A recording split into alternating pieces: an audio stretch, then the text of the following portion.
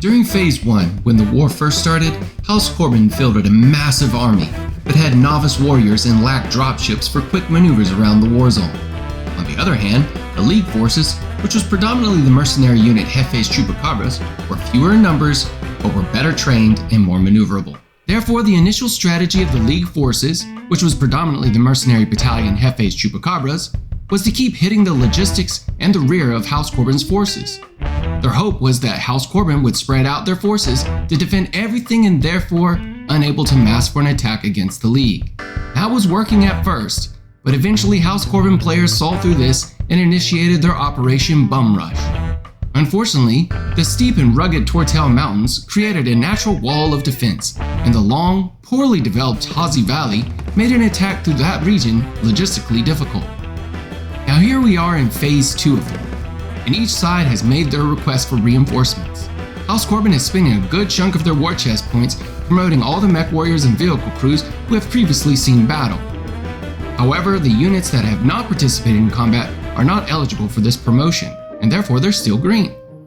They also requisitioned 2 mech companies and an artillery battery with 3 lances. As for the League forces, 2 Clan Star binaries are en route from Alyina Mercantile League, as well as 1 wing of aerospace heavy strike bombers. Jefes Chupacabras are also reconstituting their 2 lost mech lances, and the provisional government is fielding a support company with 1 air defense lance and 1 lance of thumper artillery and 1 lance of LRM carriers. In the BattleTech universe, traveling across the void is like old world Age of Sail. It takes a long time, requiring ships to use jump drives to jump from system to system. Also, the large space-faring jump ships, due to all the centuries of war, are actually few and far between. In our campaign, the majority of the reinforcements are being ferried across the stars, and therefore not immediately available at the beginning of Phase 2 of the war. Instead, both sides are waiting for their reinforcements to arrive. On each even-numbered strategic turn, the players will roll 2d6. If they roll a 9 or higher, then they will receive their reinforcements. For each time they fail, the next time they roll, they will receive a +1 to their roll. However, Alyina Mercantile League is known for their superior logistics, so they receive a +1 to every logistics roll. Both sides know whoever gets the reinforcements first will likely be the first to go on the offensive. Therefore, both sides are waiting for their reinforcements, which unfortunately caused the players to hold back attacks during the first few strategic turns. Instead, the players are focusing on repairing their units and saving their war chest points for the eventual big push. During Phase 1 of the war, the Chupacabras created what the player calls Fork Ink Turtle, in which the defense of Azure Harbor depends on holding Inkworth and Tortel Lane and utilizing the Tortel Mountains as a natural barrier against House Korbyn. So far, this strategy has held House Korbyn at bay. I asked the Korbyn players what they might do if they received their reinforcements first. He gave me an evil villain laugh and said, "The conveyor belt of doom." You see, in the eyes of House Korbyn, the League forces have bottled themselves up in the Azul Heath region. The Chupacabras are using the Tortels to prevent House Korbyn from getting in, but House Korbyn plans to flip the script and use the Tortel Mountains to trap the League forces. Their plan is this: instead of attacking towards Azul Harbor, they will instead hold Mortarbourne and Senehelm as strong points. Then they will attack through the Hazi Valley, capturing the town of Gaelcombe. Then they'll keep throwing fresh forces at Reston City, rotating damaged units from the front to the rear for repairs. If they put up a few air defense guns in the Hazi Valley, this would cause the League forces to spend a lot of resources to get units out of that peninsula and back to Reston for its defense. Even if they don't take Reston City, it would severely hurt the League forces. I also asked the House Korbyn players what they would do if League forces get reinforcements first. They said they wouldn't make the same mistake the Chupacabras made and allow the logistics hub of Mortarbourne to fall back into enemy hands. They said they would destroy the communication hubs and do a fighting retreat back through Lambridge until their reinforcements have arrived. So, who will get reinforcements first? In turn 2, the players rolled their logistics roll, and unfortunately for House Korbyn, they rolled a 6, and the League forces rolled an 11. So the players were informed that a jump ship had entered the star system, and it flies the Alyina Mercantile League flag. The transport ships are en route and will enter Blue Hole's orbit at the start of strategic turn 3. When I asked the League players what they might do with their reinforcements, the Chupacabra players simply replied by humming Wagner's Ride of the Valkyries. And now that their reinforcements have arrived in turn 3, the battles start again. However, one thing to note, at the end of strategic turn 2, the Chupacabra player had loaded up their first mech company and sent them into orbit. Normally seeing that many dropships into orbit would spook the House Korbyn players, but they wrongly interpreted this as League forces pre-positioning their dropships to offload their transport ships, and not preparing for a Starbourne assault. To further frustrate House Korbyn, at the start of Strategic Turn 3, the Chupacabras did not immediately land their forces, but did land a dropship full of replacement mechs. They also maneuvered mech companies to threaten Mortarbourne. This caused House Korbyn to mistakenly believe that League reinforcements have landed in Azure Harbor and that the main offensive was coming and would be directed at Blue Shore. This caused them to overreact and prematurely destroy Mortarbourne's logistics and withdraw from Frigid Cape and Mortarbourne. House Korbyn mobilized the reserves and they were transported to Blue Shore to prepare for what they thought was the inevitable attack into Landbridge. But then, a dropship landed in Starbourne, and the House Korbyn players rolled their eyes. The Chupacabras were back to their old antics of hitting logistics hubs. Good grief. To save their light scout lance, House Korbyn withdrew from the battle to Harkenforge. But then, another dropship landed. The House Korbyn players thought it was a feint to draw off defense forces from the main attack, just like how House Korbyn had done to the League in the Tortail Mountains. But doubt was growing, so elements of the 8th Mech Company were sent via dropship to South Azure City. But then another dropship came, and now House Korbyn knew they needed to send forces, but the majority of their forces were already deployed forward due to wrongly interpreting an earlier dropship movement into Azure Harbor. They still believed that the League's reinforcements were in Azure Harbor, but they were mistaken. In fact, the clan stars were still sitting on the transport ships in orbit. Is this a feint, or is this the real deal? The House Korbyn players must have asked themselves this question over 100 times. Their concern is that if they pulled more forces down to South Azure, they would be opening up opportunities for the Chupacabras at Landbridge and Blue Shore. The 5th Mech Company was loaded into a dropship. The company was fully repaired yet still under strength from previous battles. But despite having it loaded in a dropship, House Korbyn was still hesitating to deploy them to South Azure. House Korbyn players needed to see how big of a threat was lurking around South Azure, but before they could scout the area, they were informed that the enemy was spotted moving through Maplewood. So House Korbyn forces braced for imminent attack at Mesawalk in South Azure, calling for the 2nd Armored Company to move in as reinforcements. They will need to hold off the enemy long enough so that they can reinforce the city with the 5th Mech Company during the next strategic turn. This is the Battle of Mesawalk District.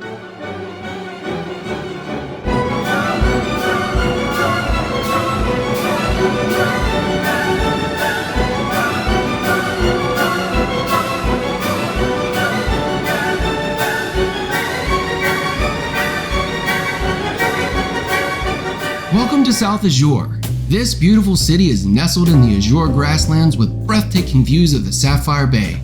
This is the most southern city in the southern hemisphere of Bluehole and is home to around 650,000 people, who are unfortunately in the middle of an evacuation. The war has come to their homes. The vaunted mercenaries have breached their city. This is the Mesawalk district of South Azure City, which also happens to be the location of the administrative buildings of the municipality. The players have agreed to use the scenario King of the Hill on page 130 in Alpha Strike Commander's Edition. The defenders, House Korbyn, will try to prevent the attackers, the Chupacabras, from taking and holding the control points for 3 consecutive turns. We set up 2 objectives on the map, one on the highway on-ramp, the interchange, and one in the admin plaza, in between the 2 admin buildings. Now we didn't use the 2-inch diameter objective marker described in the rules, so instead a unit within 2 inches of our markers will be considered holding the objective. House Korbyn has their 8th Mech Company tasked with protecting South Azure. It is comprised of 3 lances, 1 light battle lance and 2 medium battle lances. Unfortunately, this is the first battle of the 8th Mech Company, so all their mech warriors are still green. The first lance, the light battle lance, has a Wraith, a Locust, a Wasp, and a Jenner. The second medium battle lance has 2 Blackjacks, a Cataphract, and a Crusader. The third battle lance has an Orion, a Vulture, and 2 Hatchetmen mechs. Pushing through the crowds of evacuating citizens, the 2nd Armored Company is en route to reinforce the House Korbyn mechs. It is comprised of 2 lances of commissary light tanks and a lance of LRM carriers. We are using our reinforcement house rules, in which at the beginning of each turn, the player will roll 2 dice and aggregate the rolled result until they reach 24 reinforcement points or more. Once the player has done this, the player can deploy their second armored company. Now the Chupacabra player is completely unaware of the approaching armored company, so this will be interesting. The attacking force is the first mech company of Hefe's Chupacabra's mercenary unit. The first mech company is comprised of 3 battle lances, 1 light, 1 medium, and 1 heavy battle lance. The first lance is a heavy battle lance which has a gargoyle, a stalker, an annihilator, and a night star. The second battle lance is a medium battle lance which has 2 grasshoppers and 2 centurions. The third battle lance is a light battle lance comprised of a blackjack, a dasher, a wasp, and a panther. All the buildings in this district have a construction factor of 4, and the overpasses have a construction factor of 3. Alright, now that we got that all figured out, let's get into the battle. But before we do, we would like to take a moment to give special thanks to all the patrons on Patreon. All of you seriously have our undying gratitude. But I also want to especially thank our noble, Ron W. He took up a noble cause in a notable and noticeable way, and nobody will not be notified that he has been denoted a noteworthy noble in our eyes. Thank you, Ron. We really appreciate your support. House Korbyn rolled for reinforcements and rolled an 11. That means their reinforcements are 13 distance away, which means they're at least 2 turns away from arriving. House Korbyn also won initiative, so that means the Chupacabras will need to move and shoot first.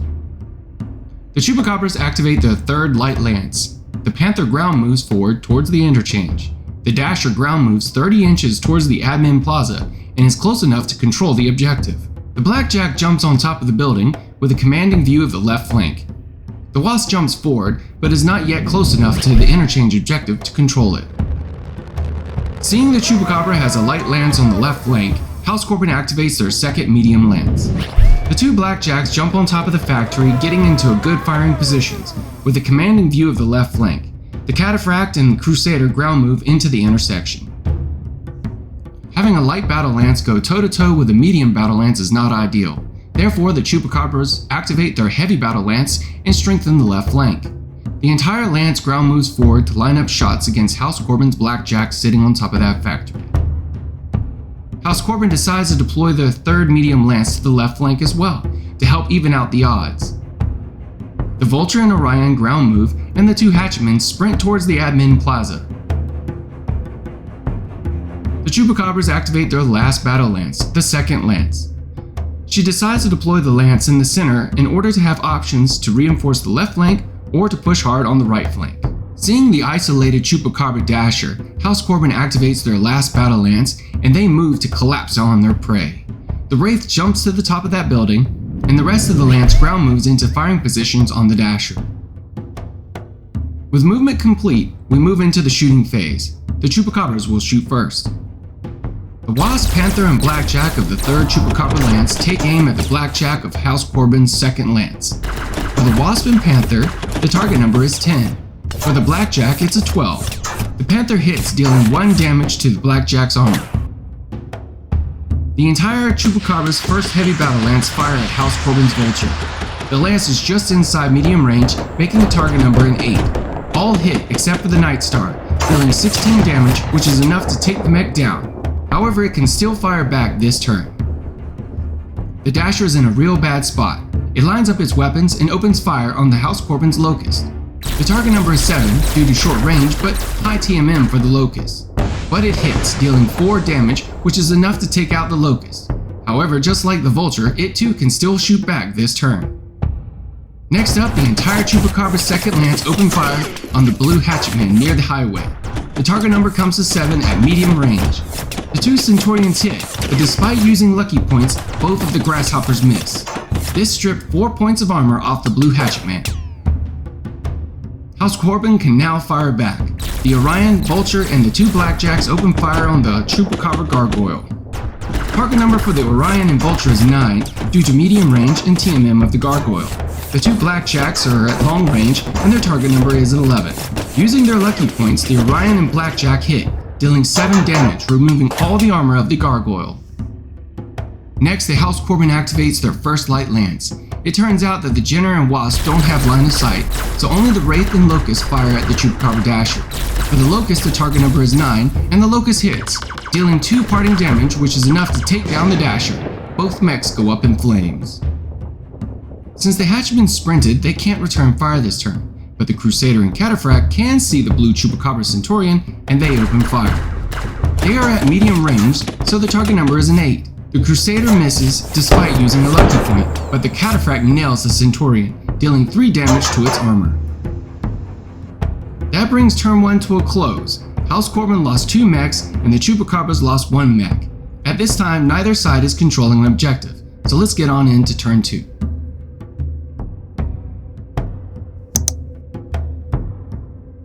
So here we are in turn 2. House Korbyn rolled a 3 for reinforcements, so the armored company is now 10 distant points away.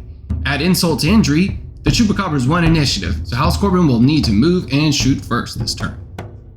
Between turn 1 and 2, House Korbyn players told me that they were thinking about changing up their strategy. Since they thought their armored company would take 1 to 3 more turns to arrive, that it would be better for them to focus on defending one objective as opposed to trying to defend both objectives. So with that in mind, they began to activate their units. He activated his 3rd Lance first, moving the Hatchman to the Admin Plaza objective and the Orion down the road. The Chupacabras activate their first Heavy Battle Lance. The Gargoyle moves behind cover. The Stalker climbs the ledge, kicking over that monument, and the Night Star and Annihilator advance forward. Next up, House Korbyn activates the 2nd Lance. The 2 Blackjacks jump down to street level behind cover of those buildings. The Cataphract and Crusader move down the road with the Orion.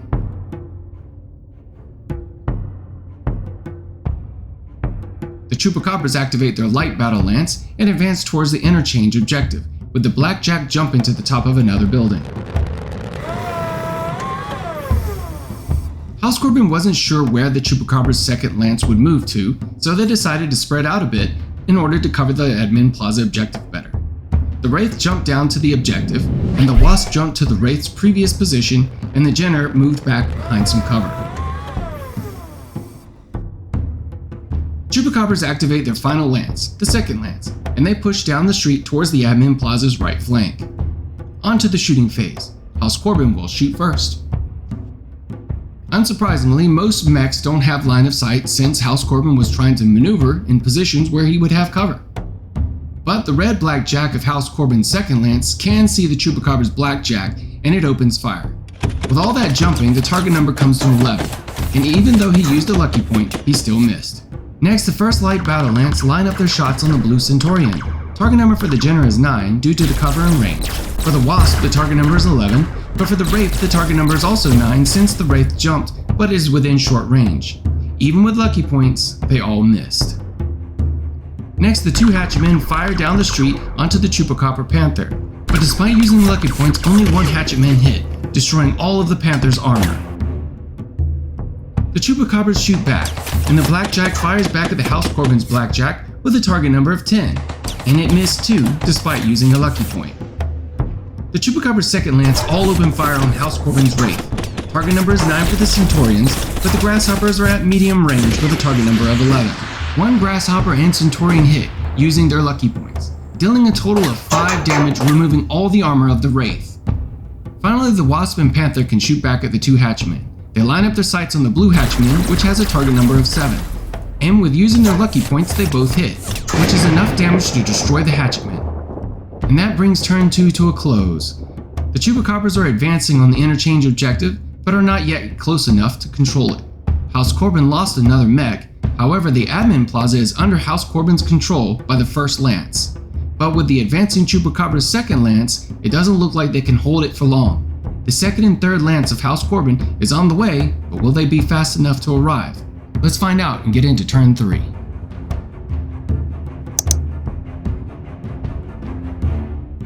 For turn 3, House Korbyn rolled an 8 for their reinforcements, leaving 2 distance points left for their armored company.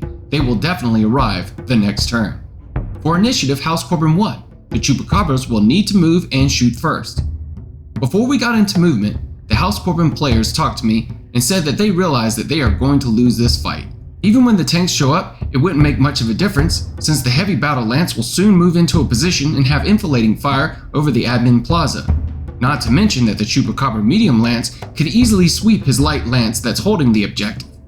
They then pointed out that House Korbyn still controlled the city starport, so they could get better repairs, get more reinforcements, and then counterattack the Chupacabra's next strategic turn.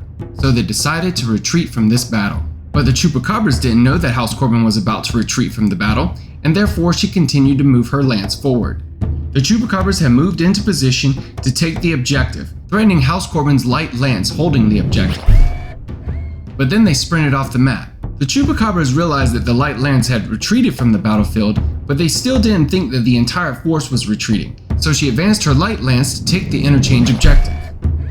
When House Korbyn retreated his second medium battle lance, that's when the Chupacabras knew what was going on. But she only had her heavy battle lance left, which could not maneuver fast enough to trap the hatchetmen. When we got into the shooting phase, only the Chupacabra Wasp had a shot lined up on the hatchman.